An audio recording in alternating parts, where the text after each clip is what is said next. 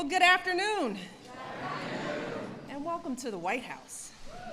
It's good to have you here. I am thrilled that all of you are here joining us today. I want to start by thanking the President's Committee on the Arts and Humanities and all their work for sponsoring these awards. Each year they've just done an amazing job.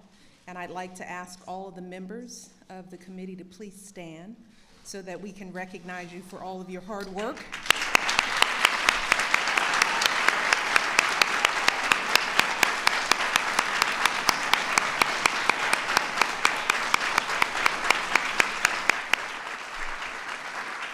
It's a pretty impressive group.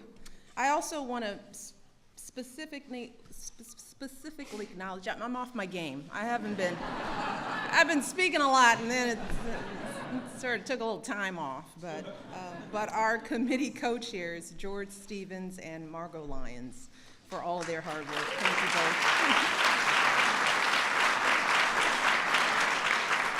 And we also have Jim Leach, Rocco Landsman, Susan Hildreth, Mary Schmidt-Campbell. We have Minister Dung, who is here, and our youth program speaker, Star Arroyo, you'll hear from Star.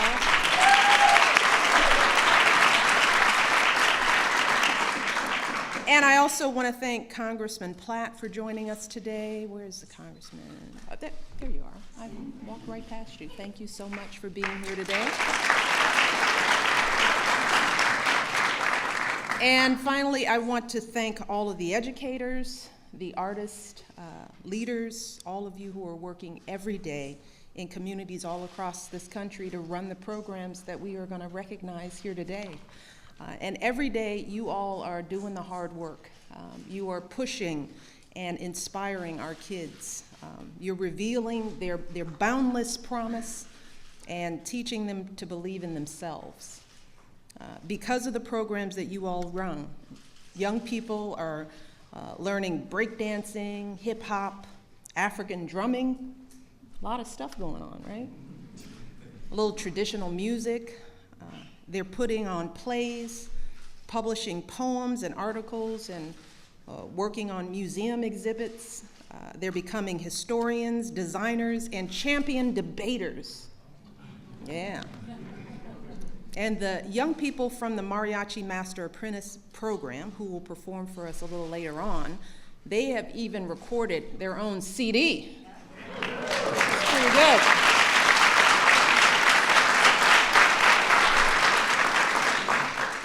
So we are looking forward to that. I got to hear a little bit of their practice yesterday. They're pretty good. Very proud to have you guys here. And I know that many of you are here today. You make all this happen on shoestring budgets. You do it in unbelievable ways, in some of the most difficult circumstances imaginable. And I know that you put a lot of late nights and long hours in to give these kids opportunities worthy of their promise. But you keep on doing this year after year because you have seen firsthand the transformative power of the arts. And arts education in the lives of young people across this country. You know that the skills that you're teaching, skills like problem solving and teamwork, self-expression, these skills aren't just valuable in the studio or in the theater, but they are critical in the classroom and will be in the workplace when you all get there, right? You all see that every day, the promise of the work in the rising GPAs, because all these students are doing wonderful things. I met a young woman who's going to go into biology, studying at UCLA in our mariachi band. Women in science, great things. You see it in rising graduation rates because all of these kids are going to college, right? Let's hear it again. Yes, indeed. You see kids who never considered going to college finally saying to themselves, well, if I can publish my own writing, if I can create my own artwork, if I can get up in front of all these people and perform anywhere, including the East Room of the White House, well, then certainly I can go to college, right? Of course, I can continue my education and expand my ambitions and pursue my dreams, right? You are here. You can do anything. And that's why it is so critical that we preserve arts education in our schools. It is absolutely critical because we know how important it is for our children's development. We all know, every one of us who are here in this room will do whatever it takes to make sure that our own kids get access to sports and music and arts and recreation. So if it's good enough for our kids, it's good enough for all of our kids, right?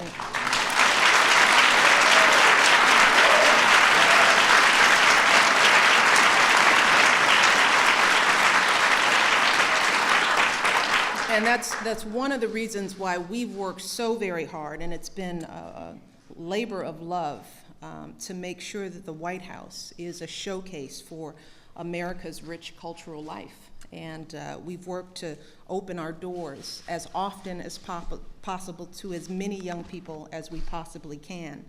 We have hosted youth workshops on everything from modern dance to classical music to spoken word poetry and so much more. And we're looking for another 4 years to do even more.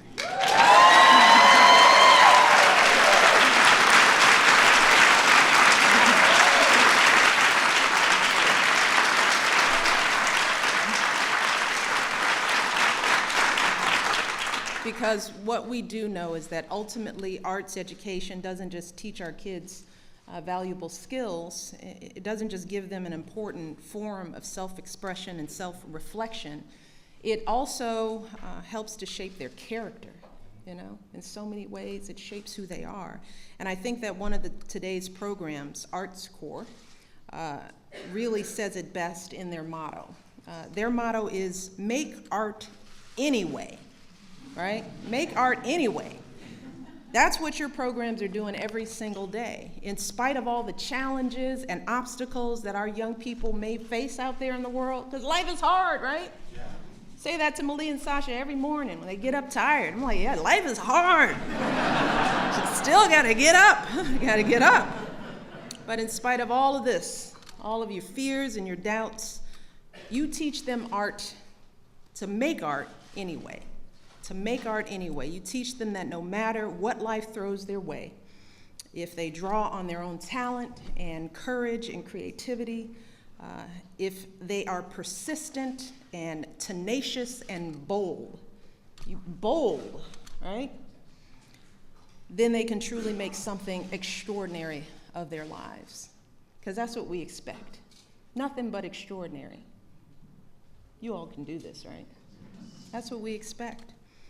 And that is why it is such a pleasure to honor you all here today for the work that you do, for inspiring our kids, for keeping their promise alive, loving them, supporting them. We thank you. We honor you, and we are so proud to support you as you continue your outstanding work. So don't get tired, because I know it gets hard, but don't get tired. The work you do is so critical. And we thank you. And with that, it is now my pleasure to introduce one of the distinguished co-chairs of the President's Committee on the Arts and the Humanities, a man whose tremendous career in the arts and tremendous service to our country is such an inspiration to us all. And this is the time of year when you really get sick of me, because we spend a lot of time together. Please welcome George Stevens.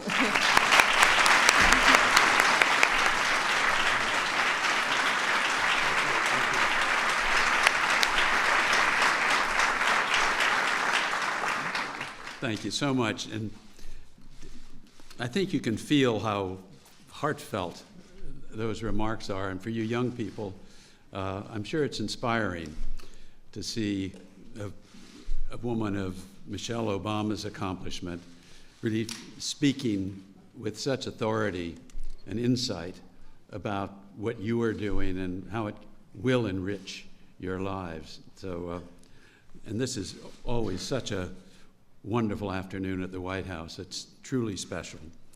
I believe it was in this room that President Obama said that the arts and humanities do not just reflect America, they shape America.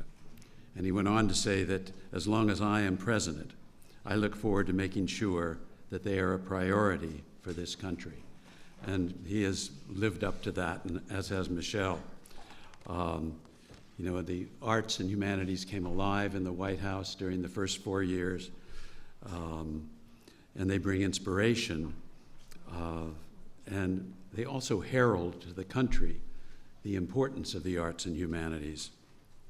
And I believe from what Mrs. Obama just said that we can look forward to much more of that in the next 4 years, and that makes us all very happy. On behalf of Margot Lyon, the co-chair of the committee, Mary Schmidt-Campbell, the vice chair, all our distinguished and, I might say, very hardworking members of this committee, we thank our partners, the National Endowment for the Arts, the National Endowment for the Humanities, the Institute of Museum and Library Services, and the Assembly of State Art Agencies, all of whom make this Youth Program Awards collaboration possible. So we thank all of you, the sister institutions.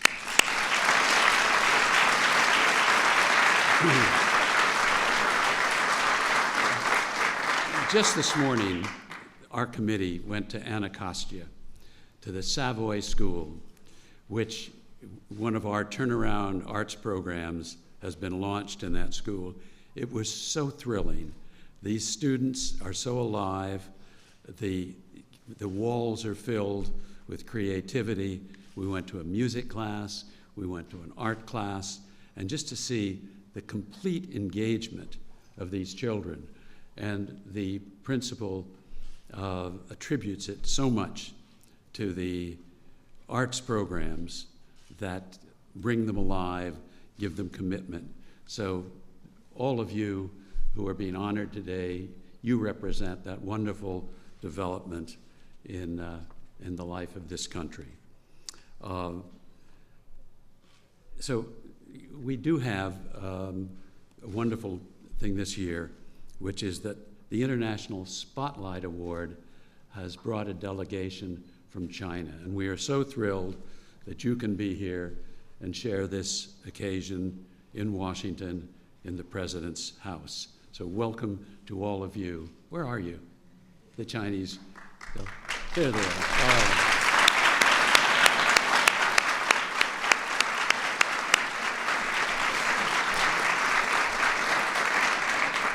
And of course, that is the special pleasure of all of this, that people can come into this room and be recognized for their good works. And now, it's my pleasure to introduce to you an outstanding young participant in one of these programs. She is from the New York Urban Debate League, so she's going to get no argument from me. I'm pleased to introduce Star Arroyo. Star?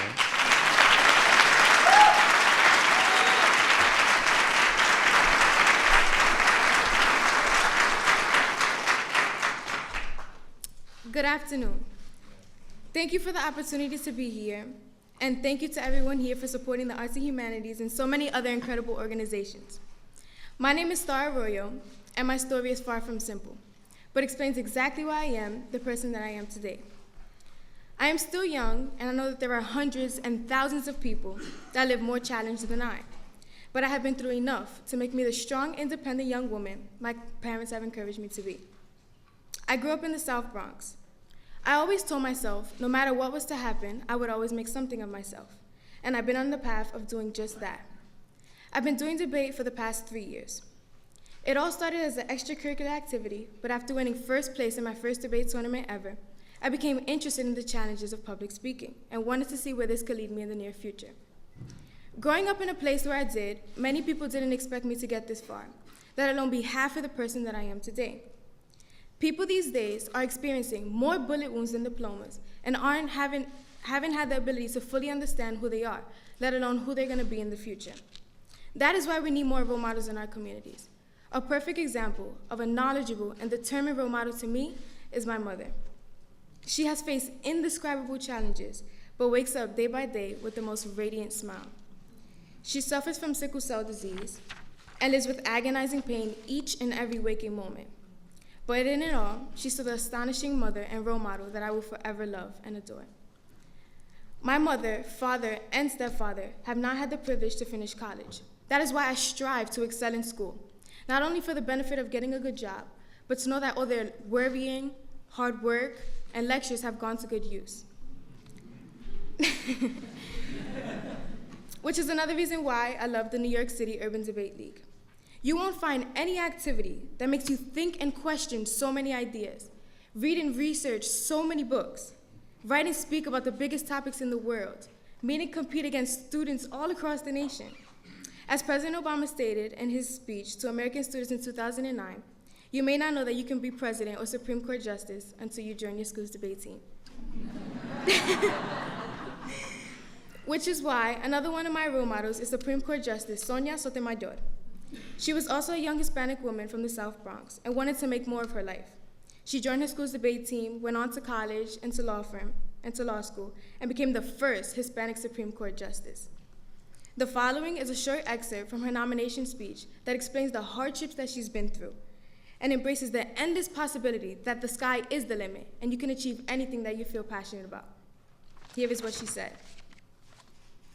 I choose to be a lawyer and ultimately a judge because I find endless challenges in the complexities of the law. I firmly believe in the rule of the law as a foundation for all our basic rights. For as long as I could remember, I have been inspired by our founding fathers. They set forth principles that have been endured for more than 2 centuries. Those principles are as meaningful and relevant in each generation as the generation before. She said it would be a profound privilege for her to play a role in applying those principles to the questions and controversies that we face today. She states, although she grew up in a modest and challenging circumstances, she considers her life to be immeasurably rich. She was raised in a Bronx public housing projects, but studied at 2 of the nation's finest universities. Sonia Sotomayor also worked as an assistant district attorney prosecuting violent crimes that devastate our communities. But then she joined a private law firm and worked with international corporations doing business in the United States. She has had the privilege of serving as a federal district court trial judge and is now serving as a federal associate justice of the Supreme Court. This wealth of experiences, personal and professional, has helped her to appreciate the variety of perspectives. It has helped her to understand, respect, and respond to the concerns of all and arguments of all litigants who appear before her, as well as the views of the colleagues on her bench. She has strived to never forget her real-world consequences on decisions on individuals, businesses, and the government. 11 years ago, during her confirmation process for the appointment to Second Circuit, she was given a private tour of the White House. It was an overwhelming experience for a kid from the South Bronx. Yet never, in her wildest childhood imaginings, did she envision this moment, let alone the moment she is living now. I am a 15-year-old who is living big dreams, and debate has helped me to articulate these dreams and to act on them successfully.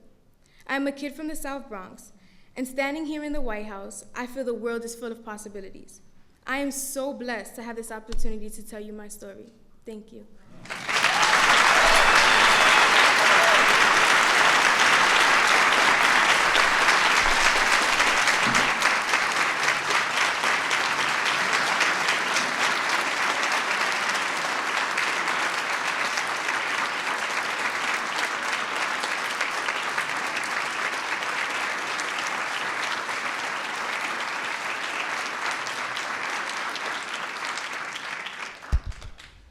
Ladies and gentlemen, the presentation of the 2012 National Arts and Humanities Youth Program Awards.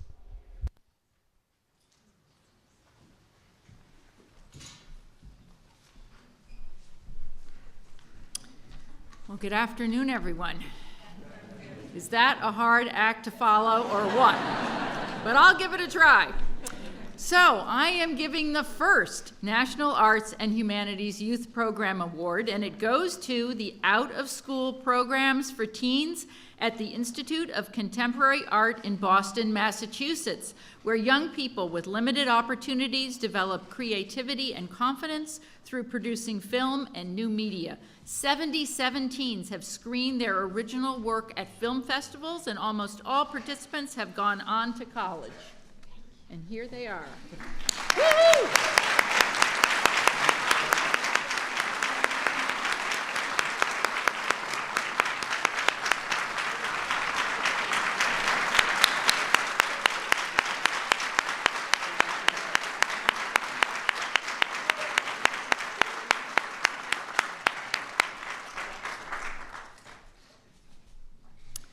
The next award goes to RISE, Rhythm in Setting Expectations, a year-round arts program for 700 low-income teens at the Crispus Attucks Cultural Center in Norfolk, Virginia, focusing on the cultures of the African diaspora. Among its many successes, last year, 100% of the students in the steel drum instrumental music program went on to attend college or serve in the military. Congratulations.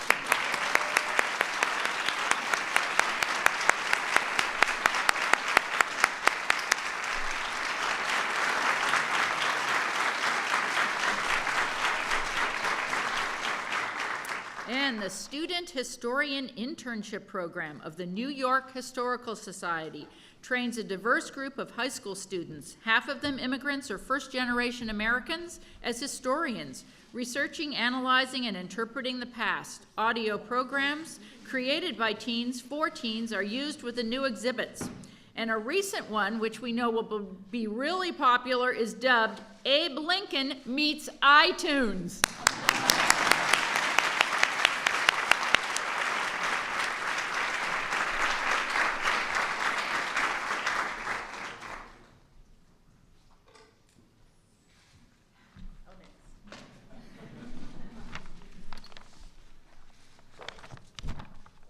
The next National Arts and Humanities Award goes to the African Cultural Connection of Omaha, Nebraska, which engages underserved young people in year-round workshops on African cultural traditions in alignment with state learning standards. Drawing support from arts and social services partners, African Cultural Connection has expanded from serving 100 students to 3,000 annually and was honored in 2012 with Nebraska's Governor's Heritage Award.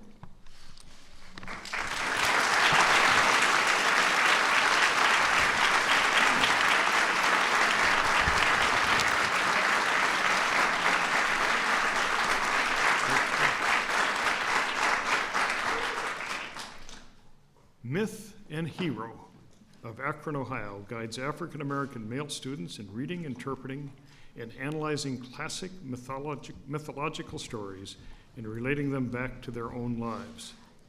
Most of the young men participating in Myth and the Hero stay with the program from 4 to 7 years, and to date, 99% have gone on to graduate from high school and attended college.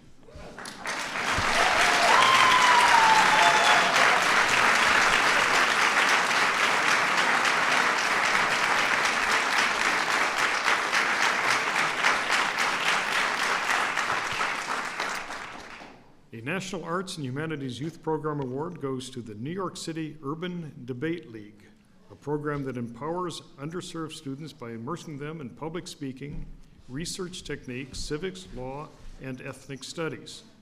Along with countless debating trophies, the program boasts 10 years of data showing that their alums have higher grade point averages, high school graduation rates, college acceptances, and number of scholarships than their peers.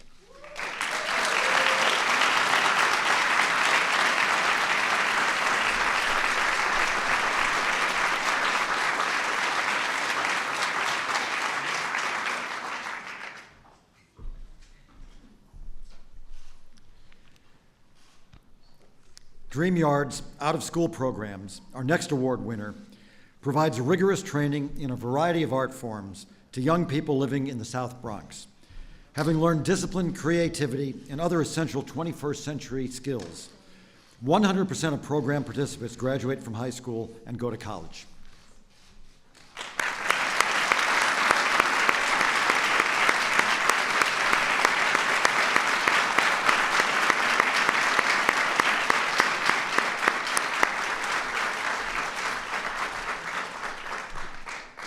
Gala Theater's Paso Nuevo, or Next Step, receives the National Arts and Humanities Youth Program Award for its year-round after-school performance workshops for Latino and multicultural youth in Washington, D.C. Cited as an anchor arts education program in the Mount Pleasant and Columbia Heights communities, Paso Nuevo uses theater arts to enhance its young participants' self-esteem, develop their literacy and communication skills, and strengthen their cultural identity.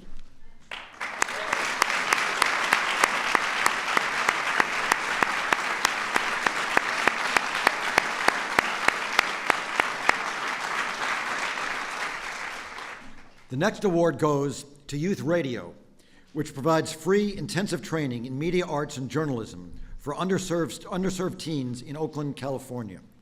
After 6 months of developing reading, writing, and critical thinking skills, teens work as interns and create cultural programs, including radio broadcasts aired through National Public Radio.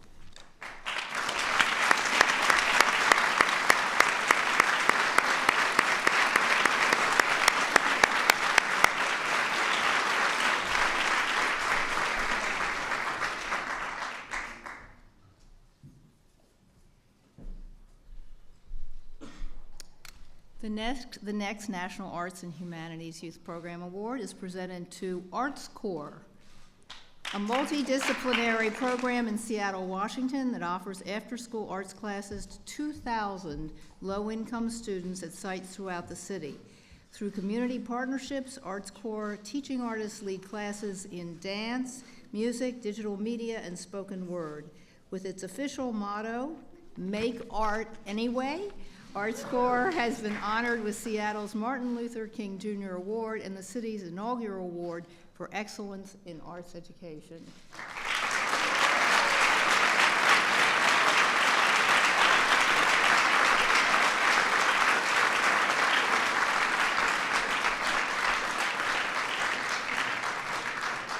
The next National Arts and Humanities Youth Program Award is presented to AS 220 Youth, a free arts education program that reaches over 450 young people ages 14 to 21 in Providence, Rhode Island, with a special focus on youth in custody of the state.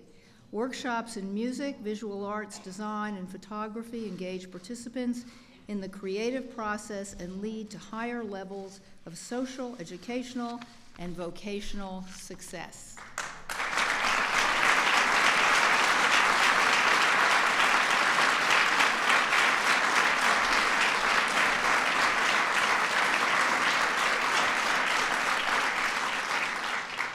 And now the National Youth Arts and Humanities Youth Program Awards to the Mariachi Master Apprentice Program. You can see them all over here, of San Fernando, California, for bringing together Grammy Award-winning mariachi music masters with primarily Mexican middle and high school students for intensive training in mariachi music and cultural tradition. In high demand at festivals and community events, these young musicians also demonstrate increased success in the classroom, and many go on to pursue higher education and careers in music.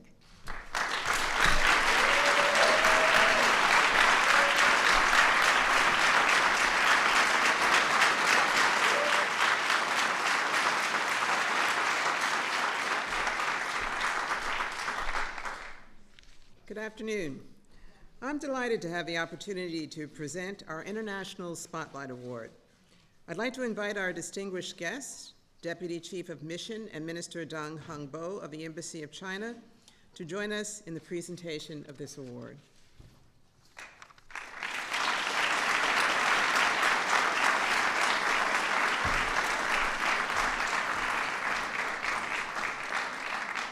Each year, we present our International Spotlight Award to one exceptional program from another country. This year, we are proud to recognize the 100 Dong Songs Program, an initiative of the Western China Cultural Ecology Research Workshop. This program is dedicated to preserving the cultural heritage of the Dong people of China by teaching youth to express themselves through traditional Dong music.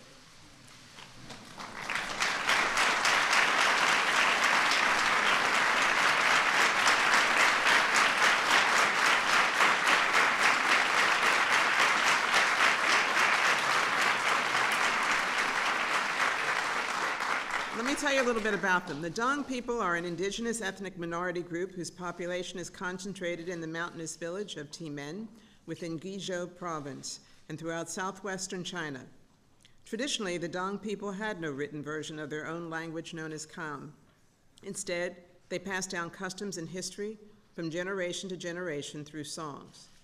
Some of their songs record events that date back 600 years or more. Like much of rural China, television, cell phones, and the internet are becoming an integral part of village life in Timen. While many welcome these advances, such innovations threaten to diminish the unique folk culture and heritage of the Dong people. The 100 Dong Songs program is helping to preserve these treasures. And I'd like to read right now the citation. And so in honor of this program and the young people who embody the hope and promise for the future of the Dong's cultural heritage, we're pleased to present the International Spotlight Award to the 100 Dong Songs program, through which hundreds of young people throughout southwestern China inherit this vibrant artistic legacy passed down generation after generation.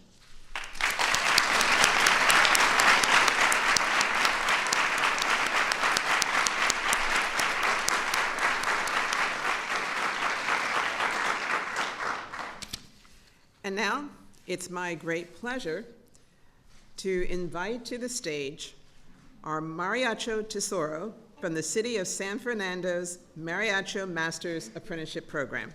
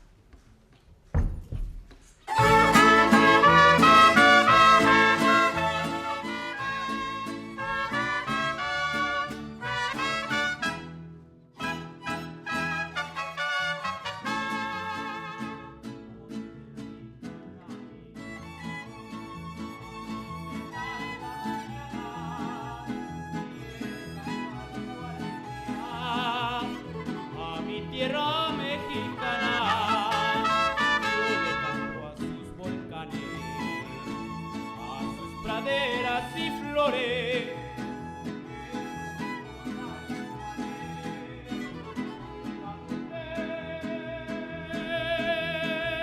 Mis amores, México lindo y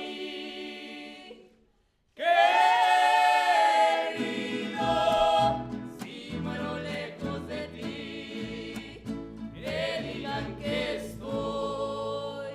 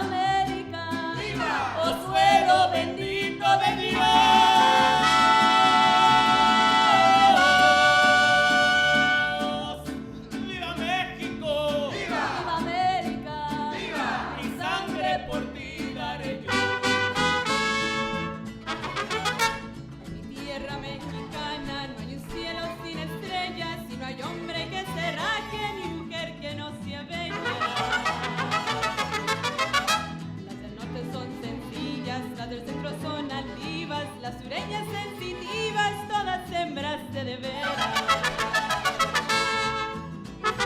Ay, tierra mía, tan hermosa y tan bravía. Ay, tierra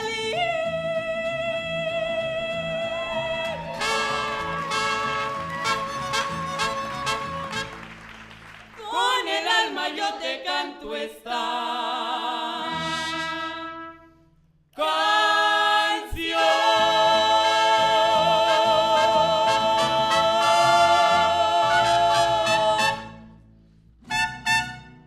Como México no hay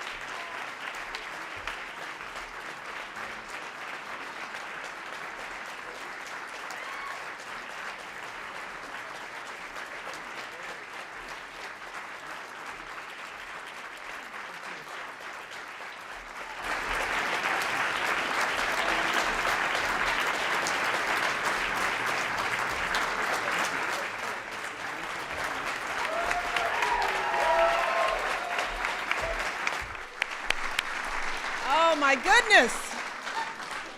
Well, see, this is why we do what we do. This is why we're here, you know, because there are thousands of young people out there with this level of talent and passion and energy, and to think that we wouldn't invest in this, that we wouldn't find the resources to continue to allow these gifts to grow. That is why what you all do is just so amazing and so important and so necessary. We are so proud to have you all here. You did an amazing job. We want to thank you. We want to thank Star for that phenomenal speech. I'm glad I went before you. Yes.